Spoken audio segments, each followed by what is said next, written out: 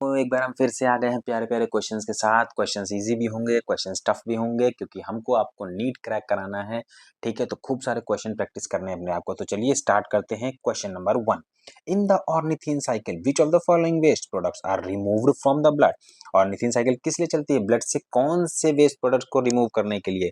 Urea and urine, ammonia and CO2, urea and ammonia, या ammonia and uric acid. तो इसका option जाएगा ammonia and CO2, option B. Liver क्या करता है बेसिकली? टॉक्सिक अमोनिया और CO2 को पकड़ता है और उसको कन्वर्ट कर देता है यूरिया में। किस साइकिल के थ्रू? यूरिया साइकिल या ऑर्निथिन साइकिल के थ्रू। तो किसका एलिमिनेशन हो गया? अमोनिया एंड CO2 का।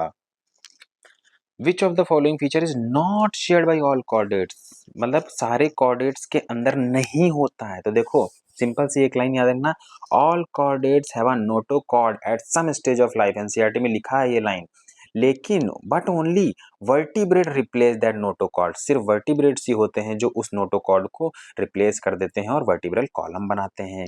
तो ऑप्शन क्या जाएगा? Presence of vertebral column. ये कॉमन करेक्टर नहीं है जिसमें जो सारे कॉर्डेट्स में होता है। ओके,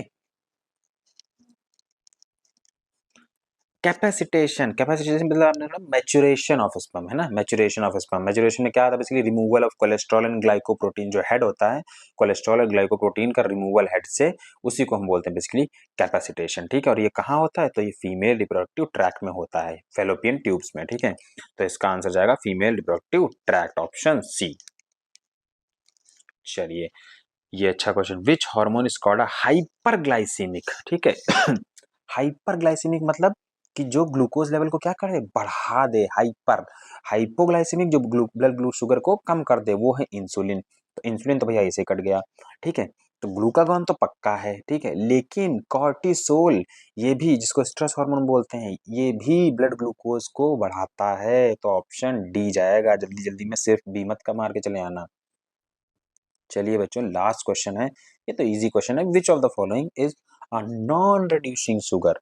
सबको पता होना चाहिए, ग्लूकोज, लैक्टोज, माल्टोज, सुक्रोज। तो sucrose is known as the non reducing sugar. ठीक है, ये अच्छे अच्छे क्वेश्चन थे बच्चों।